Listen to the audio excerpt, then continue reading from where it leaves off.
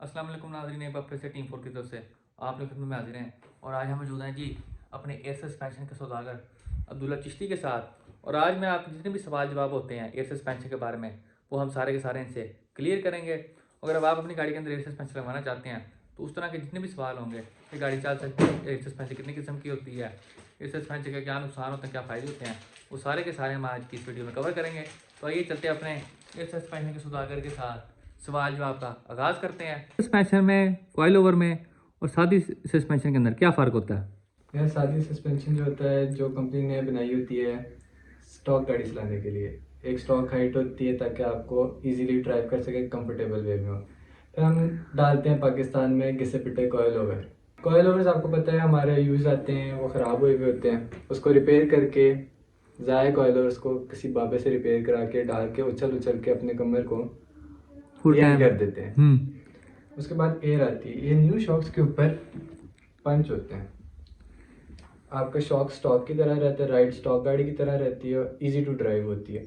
आपकी गाड़ी के नीचे से ना सब फ्रेम को कुछ होता है ना कुछ डैमेज होता है। जितने भी डैमेजेस होते हैं उससे बचे रहते हो। एयर सस्पेंशन के जितने फ़ायदे होते हैं नुकसान भी हैं। जैसे आपकी गाड़ी को कोई डैमेज नहीं आ रहा, वैसे आपकी गाड़ी रिस्क पे भी, क्योंकि आप शॉक में से स्प्रिंग गायब कर रहे हो, उसकी जगह एयर प्रेशर पे चला रहे हो, तो आपको गाड़ी की केयर करनी पड़ती है। बम्प से आराम सुकून से गुजारो तो एयर सस्पेंशन स्टॉक सस्पेंशन जितनी पायदार है करोगे तो एयर सस्पेंशन उतनी आपको नुकसान पहुंचाएगी। आपके बैग्स लीक कर सकते हैं, डैमेज हो सकते हैं।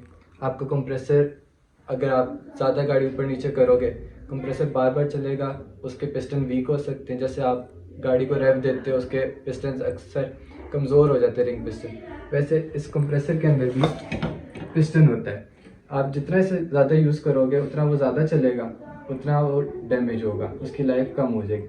एहतियात से यूज़ करोगे तो एयर सस्पेंशन आपकी स्टॉक गाड़ी की तरह पायदार है। अब जी मुझे ये बताएं कितने किस्म की एयर सस्पेंशन होती है, सस्ती सबसे कौन सी होती है, उसके बाद कितनी महंगी आती है और सबसे महंगी वाली कौन सी होती है? ये जो है बेसिक किट, ये तकरीबन सबसे सस्ती है। ये 270 से स्टार्ट होती है और 350 तक रेंज रखती है। जिसमें एक बेसिक किट में सिंगल कंप्रेसर होता है, फुल किट के अंदर डबल कंप्रेसर होता है। उसके बाद आ जाती है ये डिजिटल किट। इसका डिजिटल रिमोट होता है, इसके सारे सेंसर जो होते हैं डिजिटल होते हैं। आप ब्लूटूथ से भी कंट्रोल कर सकते हो, अपने फ़ोन से भी ऑपरेट कर सकते हो। ये तकरीबन आपको 6.5 लाख तक पड़ जाती है सारी चीज़ों के साथ। उसके बाद आती है एयरफोर्स D2 रेसिंग। ये आपकी 3.5 लाख से शुरू होकर 6 लाख 6.5 लाख तक ये भी वेरी करती हैं। इनमें सुपर परफॉर्मेंस होती है, बेसिक D2 होती है और उसके बाद और कोई इतनी खास नहीं होती। वो मोबाइल से कंट्रोल करने वाली कौन सी होती है? वो होती है, आप डिफरेंट मॉड्यूल्स होते हैं उसके, जैसे एन शिफ्ट हो गया, एयर BFT हो गया, एयर सस्पेंशन कंट्रोलर हो गया, एयर सस हो गया। वो डिफरेंट है, जैसे एयरफोर्स का भी आता है। अब जी आप मुझे ये बताएं एयर सस्पेंशन में कौन कौन से कंपोनेंट्स होते हैं और कौन कौन से कंपोनेंट्स के क्या क्या काम होते हैं? यार ये देखिए, ये होती हैं टीज। सही है, ये बैग है, ये टी बैग के अंदर फिक्स हो जाती है। सही, ये फिक्स होगी।